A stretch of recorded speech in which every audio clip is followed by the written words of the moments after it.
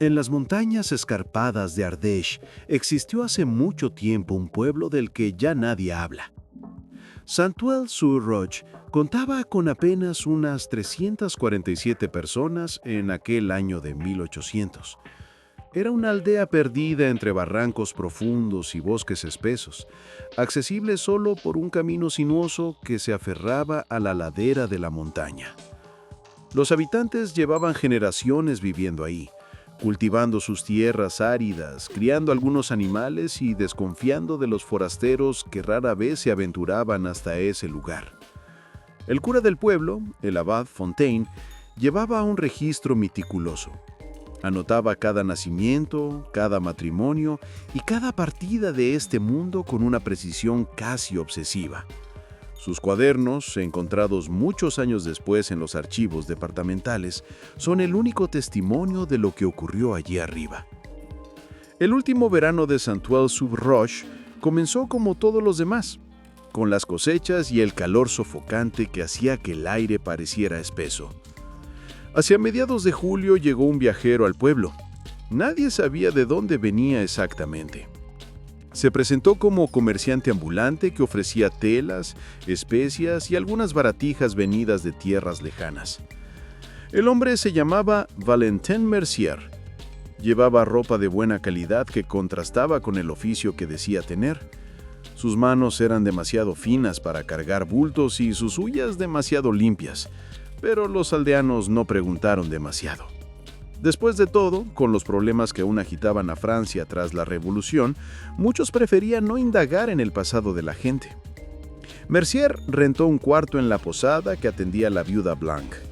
Pagaba generosamente con monedas de plata, y la mujer, que apenas lograba sobrevivir tras la pérdida de su esposo, recibió aquel dinero como una bendición. El comerciante pasaba sus días recorriendo el pueblo, observando a los habitantes, preguntando por sus costumbres y mostrando un interés particular en las viejas leyendas de la región. Los ancianos contaban que antes de la llegada del cristianismo, aquellas montañas habían sido escenario de rituales paganos. Hablaban de un culto olvidado dedicado a una deidad arcaica, algo obscuro y primitivo que pedía ofrendas. Estas historias hacían estremecer a los niños alrededor del fuego, aunque casi nadie las creía de verdad. El abad Fontaine solía desestimar esas supersticiones con un gesto de la mano, llamándolas tonterías para mentes débiles. Pero Mercier parecía fascinado por los relatos. Pasaba horas conversando con el viejo Bastien, el más anciano del pueblo, quien aún recordaba las historias que su abuelo le contaba. Bastien hablaba de una cueva escondida en la montaña, un lugar sagrado donde los druidas de antaño realizaban ceremonias. Describía piedras cubiertas de símbolos extraños y altares de roca donde se hacían antiguas ofrendas. El comerciante lo escuchaba con una intensidad inquietante, tomando notas en un pequeño cuaderno que siempre llevaba consigo. A principios de agosto, Mercier hizo una propuesta inusual. Ofreció financiar una gran fiesta para celebrar el fin de la cosecha. Él pondría el vino, la comida e incluso traería músicos de la ciudad. Lo único que pedía era que asistieran todos los habitantes, absolutamente todos, sin excepción. Esa generosidad sorprendió. Al inicio hubo miradas de desconfianza, pero pronto el deseo de disfrutar venció al recelo. Nunca se había visto una celebración así en Saint-Ouen-sur-Roche. El único que mostró reservas fue el abad Fontaine. Algo en la conducta de Mercier lo inquietaba profundamente. Intentó disuadir a sus feligreses de aceptar, pero nadie lo escuchó. Los tiempos eran difíciles, la cosecha había sido mediocre, y la idea de festejar sin gastar nada resultaba demasiado tentadora. El alcalde del pueblo, un hombre corpulento llamado Gautier, dio su aprobación oficial. La fiesta tendría lugar el 15 de agosto, día de la Asunción, en el gran claro al norte del pueblo. Los días siguientes, Saint-Ouen-sur-Roche se llenó de actividad febril. Mercier no escatimaba en dinero ni en esfuerzos. Llegaron carretas cargadas de barriles de vino, sacos de harina, carne salada y quesos. Las mujeres del pueblo se pusieron a cocinar día y noche, preparando tartas, pasteles y guisos. Los hombres construyeron largas mesas en el claro, levantaron un estrado para los músicos e instalaron antorchas por todo el lugar para iluminar la fiesta al caer la noche. Mercier supervisaba cada detalle con un cuidado obsesivo. Se aseguraba de que nada faltara y repetía con insistencia un punto. Todos debían asistir. Ancianos, niños, incluso los bebés. Había dispuesto parretas para transportar a quienes no pudieran caminar hasta el claro. Esa insistencia incomodó a algunos, pero la emoción colectiva disipaba las dudas. El abad Fontaine observaba los preparativos con un malestar creciente. Había intentado averiguar más sobre Mercier, enviando cartas a otros curas de pueblos cercanos. Nadie lo conocía. No existía rastro de su paso por ningún lado. Era como si hubiera aparecido de la nada. Decidió entonces visitarlo en su cuarto de la posada para obtener respuestas claras. Esa noche tocó a su puerta. Mercier lo recibió con una sonrisa cortés. La habitación estaba sorprendentemente vacía para alguien que decía ser comerciante. No había rollos de tela ni cajas de mercancía, solo un cofre cerrado con llave y aquel cuaderno que siempre llevaba consigo. El abad le hizo preguntas directas. ¿Quién era realmente Mercier? ¿Por qué esa aparente generosidad? ¿Qué interés tenía en organizar semejante fiesta? Explicó que había sido alguien de fortuna, pero que lo había perdido todo durante la Revolución. Su familia había sido castigada y sus bienes confiscados. Él había sobrevivido escondiéndose y cambiando de identidad. Ahora que las aguas parecían tranquilas, buscaba redimirse haciendo el bien. Aquella fiesta, según él, era su manera de agradecer al cielo por haberlo dejado seguir adelante. La historia sonaba creíble, pero algo en sus ojos helaba la sangre. El abad no insistió más aquella noche. Regresó al presbiterio y pasó la velada en oración. En su registro dejó unas líneas inquietantes. 15 de agosto de 1805, víspera de la fiesta. Mi corazón está cargado de una angustia que no puedo nombrar. He advertido a mi gente, pero no me escuchan. Que Dios nos guarde de lo que viene. Esa fue la última anotación escrita con su mano. La mañana del 15 de agosto amaneció sofocante. El cielo estaba de un azul metálico, sin nubes ni viento. Hasta los animales parecían inquietos. Los perros ladraban sin motivo, los caballos se agitaban en sus establos. La viuda Blanc relató después que había visto a Mercier salir antes del amanecer hacia la montaña con un saco al hombro y regresar una hora más tarde con las manos sucias, como si hubiera estado cavando la tierra. Hacia las 5 de la tarde, los habitantes comenzaron a reunirse en la gran explanada. Las mujeres vestían sus mejores galas.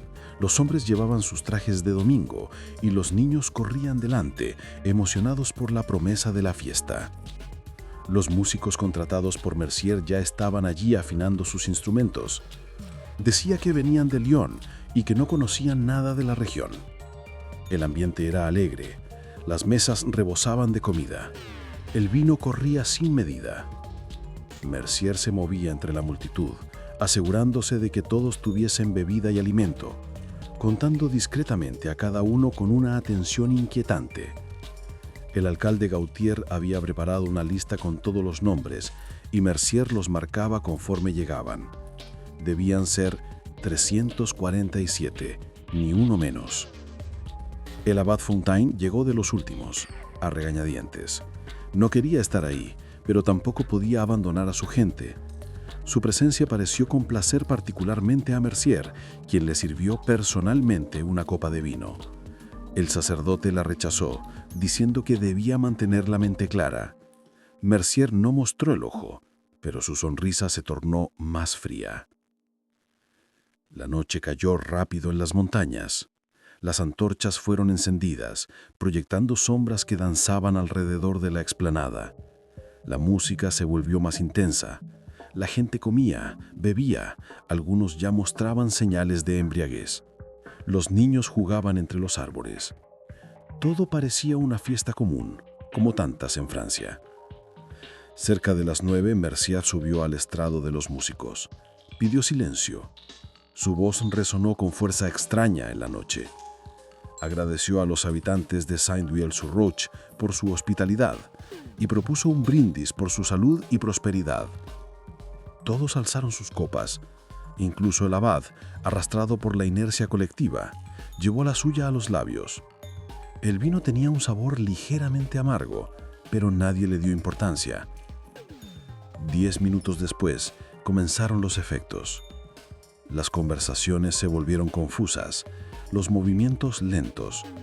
Algunos se sentaron de golpe como si las piernas no los sostuviesen. Otros reían sin motivo, con un eco que sonaba inquietante. Hasta los músicos parecían atrapados en una especie de trance, tocando cada vez más rápido melodías disonantes que lastimaban los oídos. El abad Fontaine fue el primero en comprender. Se levantó tambaleante y señaló a Mercier. Intentó gritar, pero su voz no salió. La boca se le secó, la lengua se le volvió pesada. Alrededor, el pánico crecía. Las madres apretaban a sus hijos, los hombres intentaban levantarse y caían de nuevo. La bebida había sido alterada. Mercier bajó del estrado, siempre sonriente. En su mano sostenía ahora un objeto extraño, una especie de cetro hecho de hueso y metal oxidado. Comenzó a entonar palabras en una lengua desconocida, guturales, antiguas. Las antorchas parpadearon. Hasta el aire pareció detenerse. Lo que siguió desafió toda lógica. Los aldeanos inmóviles presenciaban una escena sacada de una nesadilla. Mercier trazó símbolos en el suelo con un polvo negro que brillaba débilmente en la oscuridad. Las marcas formaron un círculo perfecto alrededor de la explanada, encerrando a todos dentro de un límite invisible, pero real. Los pocos que intentaron arrastrarse hacia afuera chocaron contra una barrera imposible de cruzar. Los músicos también habían caído víctimas de la bebida. Un silencio pesado cubrió la explanada, roto solo por los gemidos de los aldeanos y la voz de Mercier, que seguía recitando. La tierra misma respondió. Un rumor profundo emergió desde las entrañas de la montaña, como si algo gigantesco despertase tras un sueño eterno. El abad, a pesar de su parálisis, rezaba en silencio. Comprendía ahora que Mercier no era un hombre común. Las historias del viejo bastián no eran leyendas. El culto antiguo existía y había esperado pacientemente su momento. Mercier era uno de sus ministros, quizás el último, quizás el más poderoso. La luna desapareció tras nubes que no estaban allí segundos antes. La oscuridad se volvió tan espesa que nadie podía ver su propia mano frente al rostro. Solo los símbolos trazados por Mercier seguían brillando. Entonces aparecieron luces en el bosque.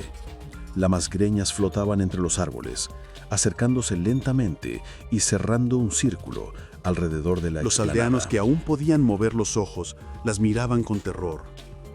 Pero no eran simples fuegos fatuos. Conforme se acercaban, se distinguían siluetas tras las llamas, figuras humanas que alguna vez lo fueron, ahora convertidas en criaturas extrañas, con cuerpos marchitos cubiertos de harapos antiguos, piel grisácea y ojos vacíos. Caminaban con paso mecánico, atraídas por la ceremonia. Mercier levantó el cetro hacia el cielo. Las nubes giraron en espiral. Un rayo rasgó la noche, iluminando la escena sin sonido de trueno. Y en esa breve luz cegadora, todos vieron lo que ahora se erguía en el centro de la explanada. Era una presencia gigantesca, una masa sin forma que parecía hecha de sombra solidificada. No tenía un aspecto definido, cambiaba constantemente, proyectando tentáculos de oscuridad que se extendían hacia los aldeanos inmovilizados. La entidad tocó primero al joven Thibaut, que apenas tenía 16 años. Su cuerpo se contrajo, sus ojos se voltearon, y un grito silencioso deformó su rostro. Después se desplomó como si toda la energía que lo mantenía con vida hubiera sido arrancada. Lo que quedaba de él era solo un cascarón vacío. La cosa pasó al siguiente y al siguiente, metódica e implacable. El abad Fontaine sentía que su turno se acercaba. Con un último esfuerzo, logró mover la mano derecha y trazó una cruz en el aire frente a sí. un gesto que parecía insignificante ante semejante horror. Pero algo ocurrió. La criatura titubeó. Retrocedió ligeramente como si se hubiera quemado. Mercier se volvió hacia el sacerdote con el rostro deformado por la furia. Gritó palabras en aquella lengua muerta, ordenando a la entidad que no se detuviera. Pero el daño estaba hecho. El círculo se quebró, aunque fuera por un instante. Ese segundo bastó. 3 aldeanos que estaban en el límite lograron arrastrarse más allá de los símbolos. El veneno los debilitaba terriblemente, pero el miedo les daba fuerzas. Se internaron en el bosque, tambaleándose entre los árboles, perseguidos por los gritos de rabia de Mercier. Jean Vernet, de 19 años, había llegado a la fiesta con sus padres y su hermana menor. Los había visto apagarse frente a aquella cosa innombrable. Ahora corría sin rumbo por el bosque, con las ramas golpeándole el rostro y las espinas desgarrando su vestido.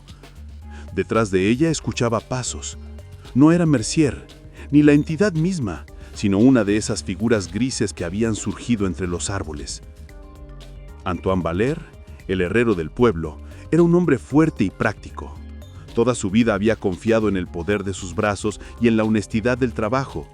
Lo que había presenciado esa noche había pulverizado todas sus certezas. Corría también, con el corazón desbocado, tratando de poner la mayor distancia posible entre él y la explanada maldita. El veneno nublaba su visión y lo hacía sentir mareado, pero no se detenía. El tercero en el viejo Bastien, el mismo que había contado a Mercier las leyendas antiguas. La ironía no se le escapaba.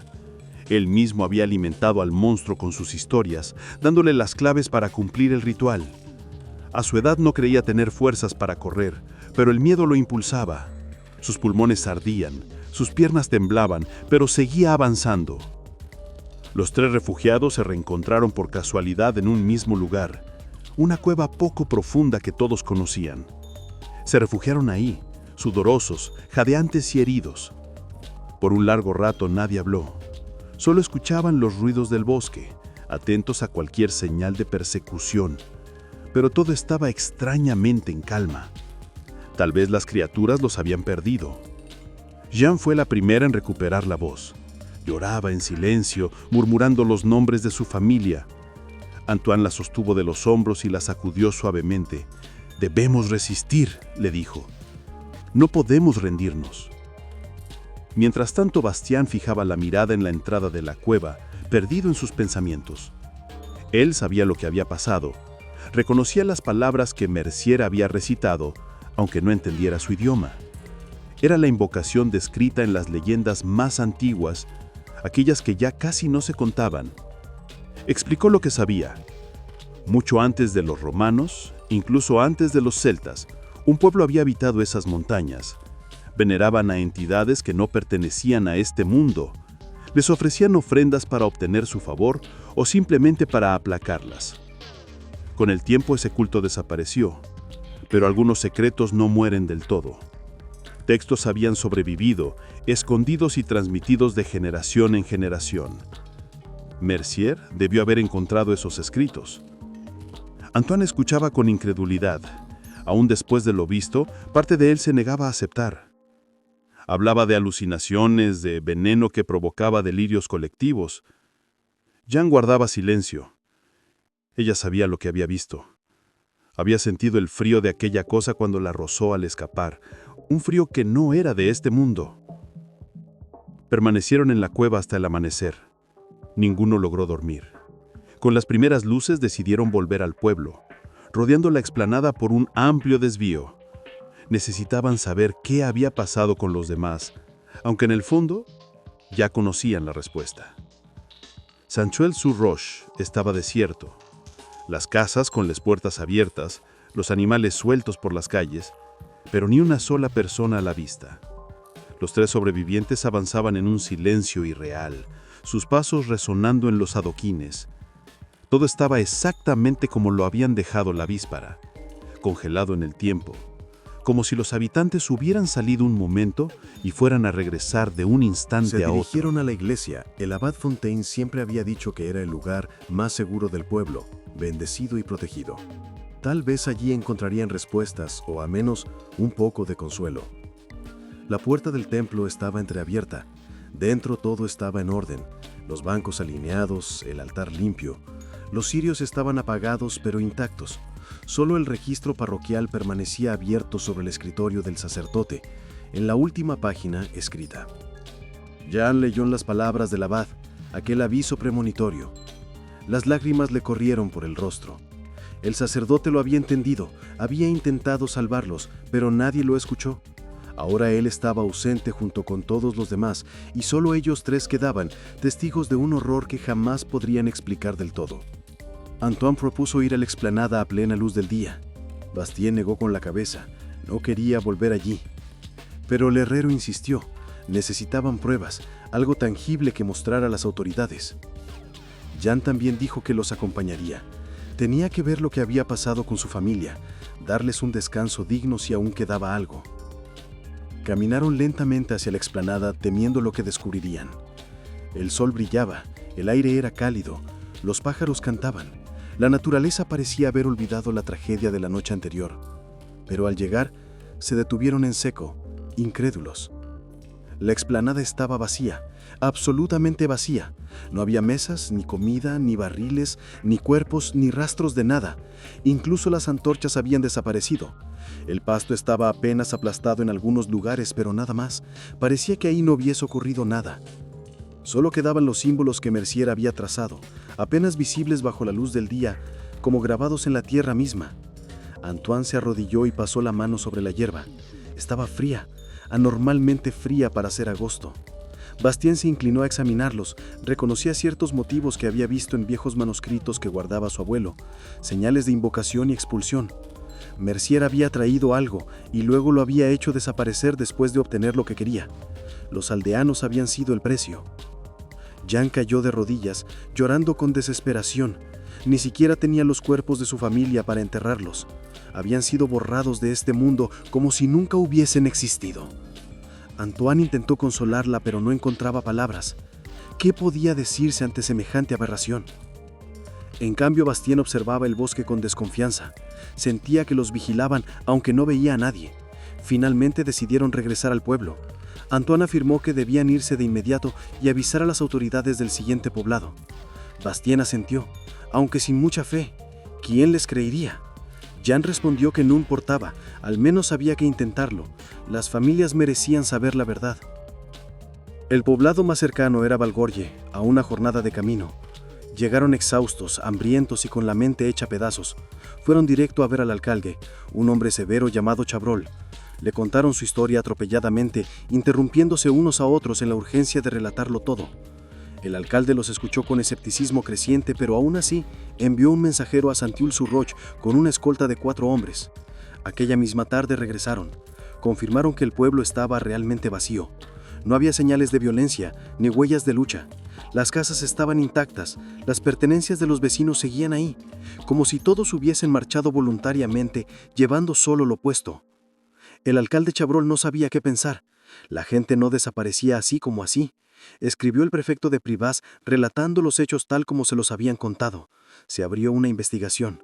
Durante 3 días, gendarmes recorrieron el pueblo y sus alrededores. Interrogaron una y otra vez a los 3 sobrevivientes, buscando contradicciones. Pero Jan, Antoine y Bastien repetían siempre lo mismo. La fiesta, el vino alterado, la aparición de la criatura, la desaparición de todos. Los investigadores anotaban, pero en sus rostros se leía incredulidad. Un médico enviado desde Privas los examinó y concluyó que probablemente habían sido víctimas de intoxicación con hongos alucinógenos o con ergot del centeno. Según él, todo lo demás no era más que delirios. Sobre la desaparición de los aldeanos circularon varias teorías. Algunos hablaban de una epidemia fulminante, cuyos cuerpos se habrían incinerado para evitar contagios. Otros de un ataque de bandidos que ocultaron los restos en las gargantas cercanas.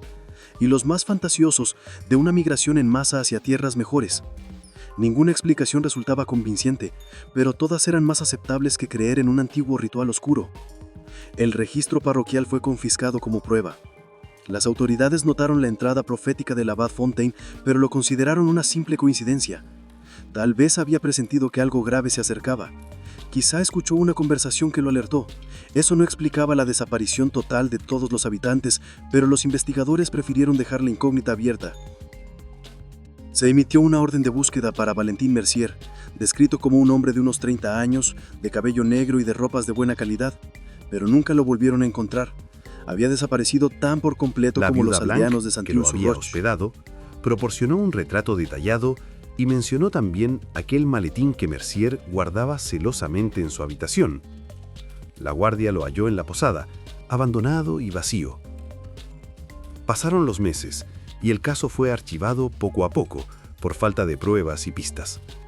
Oficialmente, se dijo que los habitantes habían sido víctimas de un acontecimiento trágico cuya naturaleza exacta nunca pudo determinarse. Los 3 sobrevivientes fueron dejados a su suerte, marcados para siempre por lo vivido. Jean Vernet jamás logró recuperarse. Vivió algunos años en Valgorge, trabajando como sirvienta en una casa burguesa. Apenas hablaba, sobresaltándose con cualquier ruido. En las noches tenía pesadillas de las que despertaba gritando. En 1809 fue hallada sin vida en su cuarto. El médico habló de un fallo repentino del corazón, aunque algunos murmuraban que ella misma había buscado escapar de sus tormentos. Antoine Vallée intentó rehacer su vida. Se estableció en Aubenas, donde abrió una nueva herrería. Se casó, tuvo hijos, pero nunca volvió a las montañas. Evitaba cualquier conversación sobre Saint-Cloud-sur-Roche. Cuando sus hijos preguntaban por qué no quería casar en la región, él inventaba excusas. Por las noches, su esposa lo encontraba de pie frente a la ventana, vigilando la oscuridad como esperando algo. Falleció en 1834, llevándose su secreto a la tumba. Bastien vivió más tiempo que los otros 2. Regresó a Valgorge con su sobrino, que lo acogió en casa. El anciano pasaba los días sentado junto a la chimenea, mirando el fuego en silencio. Había quemado todos los manuscritos heredados de su abuelo, aquellos que hablaban de cultos antiguos. No quería volver a saber nada de ello. Antes de morir, hizo prometer a su sobrino que jamás, bajo ninguna circunstancia, subiera a las ruinas del pueblo. Porque eso era ya Saint-Cloud-sur-Roche. Ruinas. Nadie quiso comprar las casas abandonadas. Los pocos curiosos que se aventuraban hablaban de una atmósfera sofocante, una sensación que empujaba a salir corriendo. Con los años, los techos se desplomaron, las paredes se agrietaron y la vegetación reclamó el terreno. En pocas décadas, casi nada quedaba en pie. Las autoridades decidieron borrar el pueblo de los mapas oficiales. Sus tierras fueron anexadas a la comuna vecina y los archivos de propiedad se guardaron sin resolver herencias. Era más fácil así, sin preguntas incómodas. Pero los campesinos de la región no olvidaron. Evitaban los alrededores. Los pastores desviaban a sus rebaños. Se decía que los animales se negaban a entrar, presa de un pánico inexplicable. Los perros ladraban hacia el bosque sin motivo aparente. Historias comenzaron a circular. Luces extrañas vistas en las ruinas de noche, voces murmurando en un idioma desconocido cuando soplaba el viento, sombras que deambulaban entre las casas derruidas. Los ancianos advertían que era mejor no quedarse ahí después del atardecer. Los jóvenes, por valentía o arrogancia, afirmaban no temer nada, pero ninguno se atrevía a comprobarlo realmente. En 1830, un sacerdote recién llegado a la región quiso bendecir las ruinas. El obispo le había encargado poner fin a las supersticiones que rodeaban el pueblo. El joven clérigo salió una mañana con agua bendita y un crucifijo. Nunca regresó. 3 días después hallaron a su caballo en el valle, cubierto de espuma, los ojos desorbitados. Organizaron búsquedas, pero no hubo rastro del sacerdote. El obispo entonces ordenó dejar aquel lugar en paz. Con el auge del interés por las leyendas regionales, en la década de 1830, folcloristas de París comenzaron a recorrer la zona recopilando historias. Uno de ellos, Armand Roussel, escuchó hablar del caso de Saint-Cloud-sur-Roche. Investigó testimonios, consultó archivos y encontró el registro parroquial. En 1836, publicó un artículo detallado que desató polémica. Algunos lo elogiaron por su investigación, Otros lo criticaron por dar crédito a relatos supersticiosos. En círculos intelectuales se discutió la desaparición. ¿Fue una huida colectiva, un fenómeno natural, una conspiración? Nadie coincidía. El propio Roussel cambió de opinión tras visitar el sitio. En su diario personal, hallado tras su muerte, escribió: «Subí a las ruinas de Santuel-sur-Roche. No resistí allí ni una hora. Hay algo fundamentalmente malo en ese lugar, una hostilidad invisible que te hiela hasta los huesos. Nunca volveré. Hay verdades demasiado peligrosas para ser desenterradas». La modernidad llegó poco a poco a aquellas regiones apartadas. Se construyeron caminos que abrieron las montañas, el ferrocarril alcanzó Aubenas y las viejas supersticiones parecieron retroceder frente a la luz de la ciencia y el progreso. Santuel-sur-Roche se convirtió en una simple nota al pie en los libros de historia local, un misterio sin resolver más entre tantos. Pero quienes conocían la historia evitaban siempre el lugar. A finales del siglo XIX, un ingeniero propuso trazar una carretera que pasaría cerca de las ruinas. El proyecto fue abandonado misteriosamente después de que varios obreros se negaran a trabajar ahí. Hablaron de pesadillas recurrentes, de una sensación de malestar, de la impresión de ser observados toda hora. Con la guerra de 1870 y la llegada de la Tercera República, la enseñanza obligatoria combatió la ignorancia y las viejas creencias. Una nueva generación, más instruida, veía aquellas leyendas como simples cuentos de campesinos. Santuel-sur-Roche cayó poco a poco en el olvido. Pero la tierra nunca olvida. En 1889, un cazador de Valgorge, percibiendo un jabalí, se encontró por azar en las ruinas. En una carta a su hermano, describió muros cubiertos de musgo, árboles creciendo entre una techos explanada caídos, perfectamente y sobre circular, todo, donde nada crecía. El suelo era oscuro, casi vitrificado, como quemado por un fuego intenso. En el centro aún se distinguían símbolos grabados en la roca. El cazador, que no conocía la historia del pueblo, solo lo consideró extraño. Su perro, normalmente valiente, se negó a entrar a la explanada. Gruñía, erizaba el pelo y miraba hacia el centro como si viera algo invisible. El hombre no insistió y se fue apresuradamente. El siglo XX trajo sus propios desastres. La Primera Guerra Mundial vació los campos de jóvenes. Los sobrevivientes habían visto tal cantidad de horrores en las trincheras que las leyendas de infancia parecían insignificantes. Santuel-sur-Roche ya no era más que un nombre en viejos mapas. En los años 20, un promotor parisino quiso comprar las tierras del pueblo para construir un sanatorio. El aire de montaña era considerado beneficioso para los enfermos. Se hicieron estudios topográficos, pero los ingenieros regresaron con un informe negativo. El terreno era inestable, sus brújulas se volvían locas, y en la explanada nada crecía, como si la tierra estuviera muerta. El proyecto fue cancelado. Durante la Segunda Guerra Mundial, el lugar tampoco fue refugio. Aunque la región fue usada por la resistencia, nunca nadie quiso instalarse en aquellas ruinas. Testimonios recogidos años más tarde hablaban de una sensación insoportable de rechazo, de hostilidad invisible que obligaba a marcharse antes del anochecer. En los años 50 y 60, con el éxodo rural, cientos de aldeas de Francia quedaron vacías. El abandono de Santuel-sur-Roche dejó de parecer único. Era solo otro pueblo perdido entre tantos. En 1973, un profesor de historia de Lyon encontró por casualidad el artículo del folclorista Roussel. Intrigado, investigó a fondo, entrevistó a descendientes de las familias desaparecidas y publicó en 1975 un estudio universitario titulado El misterio de Santuel-sur-Roche, desaparición colectiva o mito rural. El académico, pragmático, concluyó que se trataba de una mezcla de factores: intoxicación por cereales contaminados que habrían provocado delirios colectivos y un éxodo desordenado. Según él, los aldeanos huyeron en todas direcciones, perdiéndose en barrancos, ríos y bosques. Esa dispersión explicaba la ausencia de restos en el lugar. La explicación satisfizo al mundo académico. Era racional, documentada, plausible. El estudio fue citado en libros sobre histerias colectivas y fenómenos sociales. Santuel-sur-Roche quedó archivado como un caso cerrado. Un episodio extraño, sí, pero explicado por la ciencia, oficialmente. Con el paso de las décadas, el caso de Saint-Duel-sur-Roche fue colocado junto a otros fenómenos históricos famosos, como la danza de Saint-Guy o las supuestas posesiones de Laudán.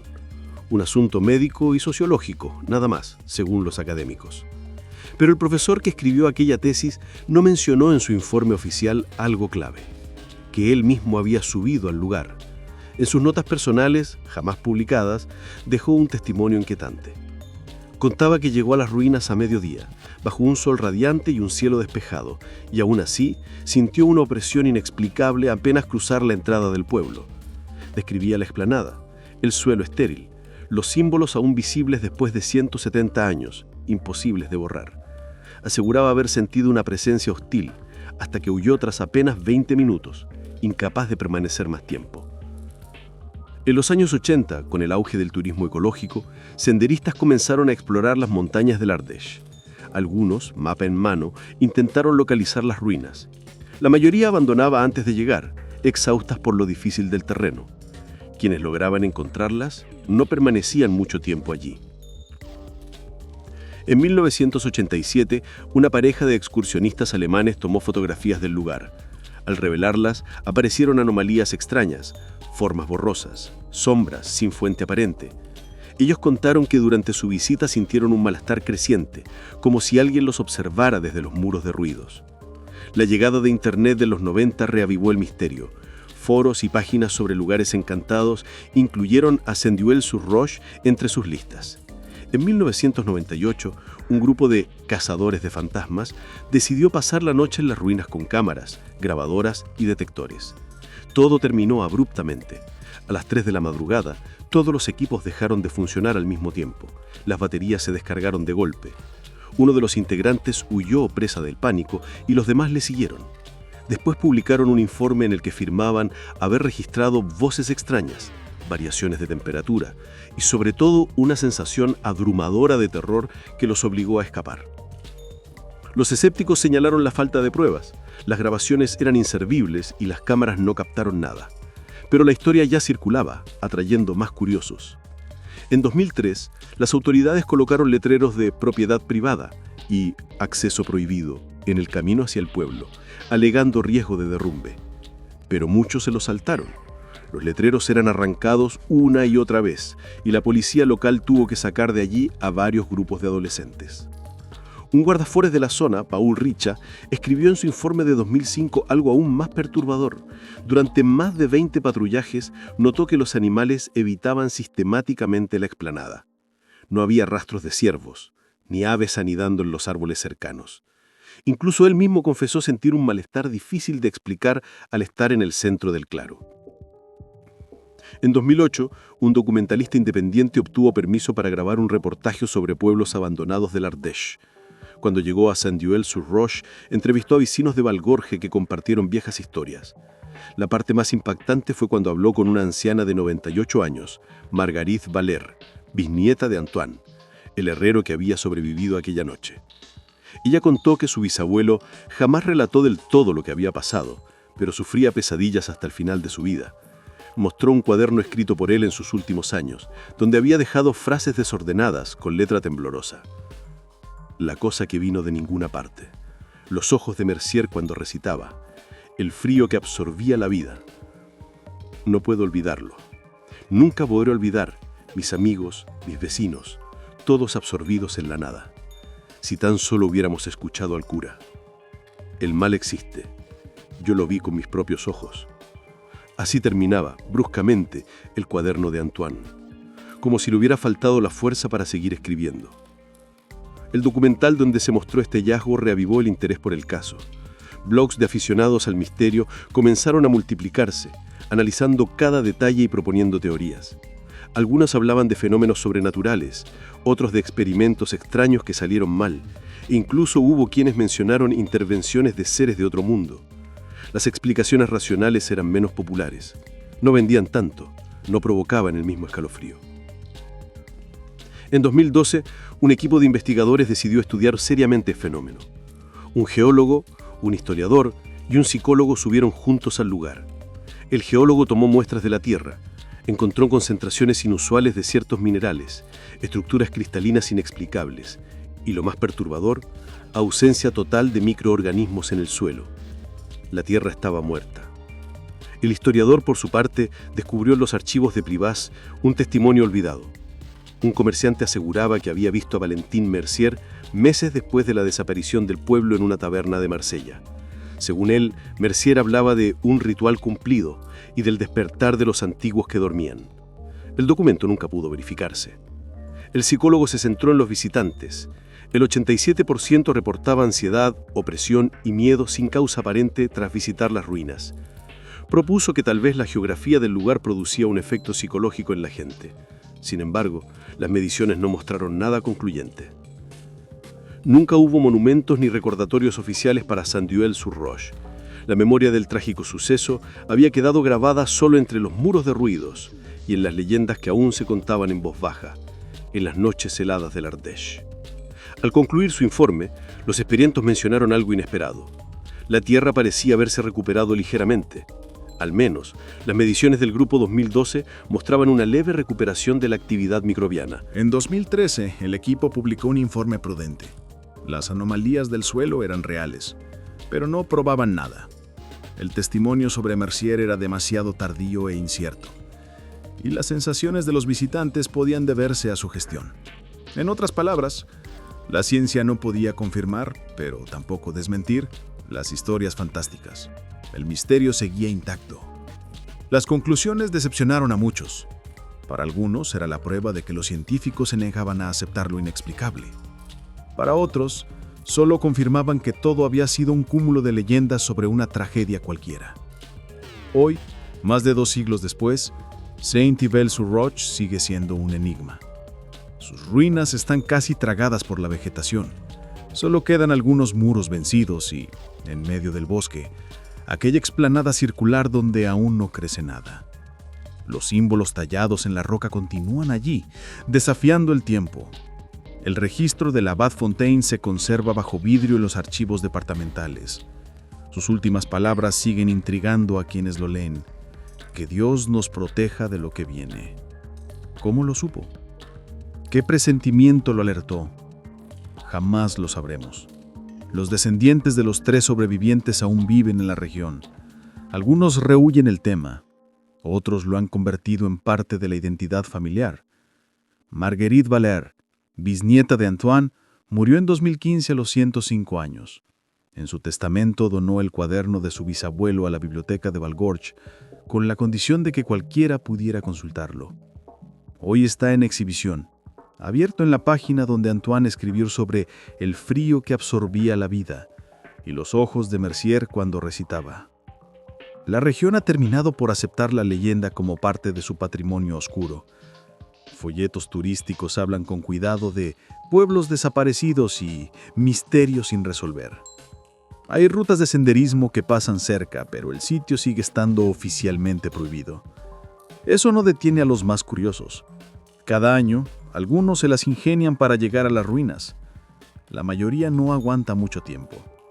Todos describen lo mismo: un malestar creciente, la sensación de no ser bienvenidos. Algunos dicen haber visto sombras moverse sin luz que las cause, o murmullos en el viento que suenan a voces.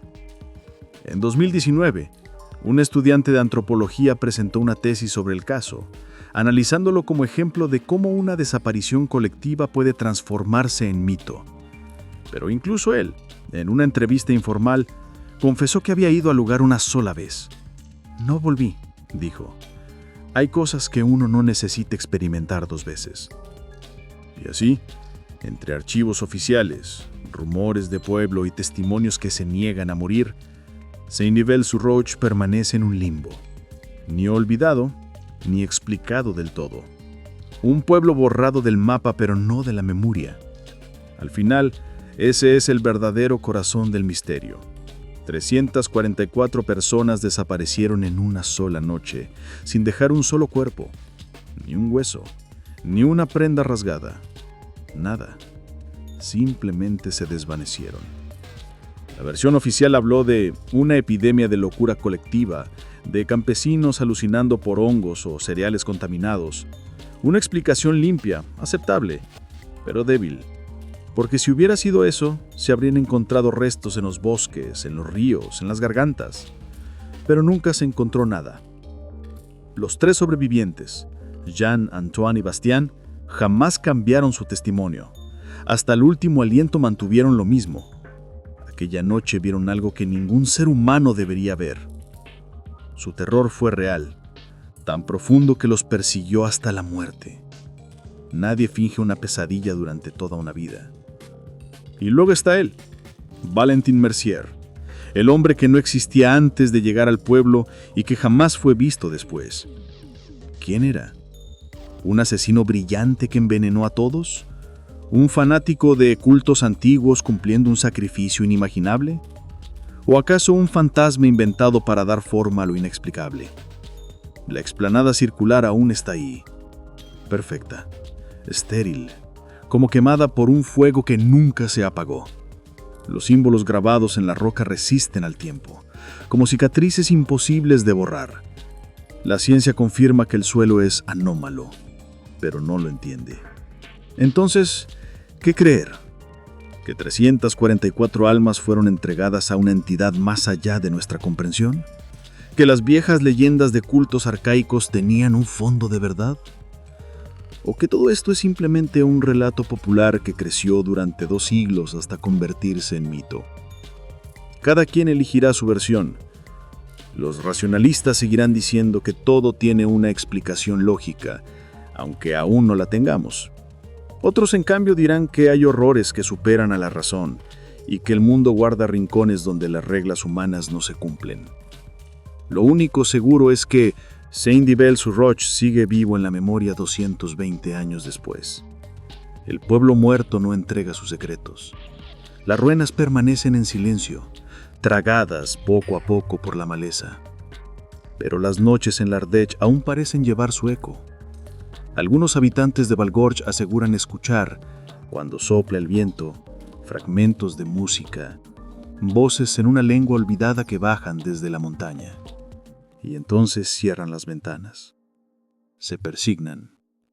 Porque en el fondo, nadie está seguro de lo que duerme allá arriba.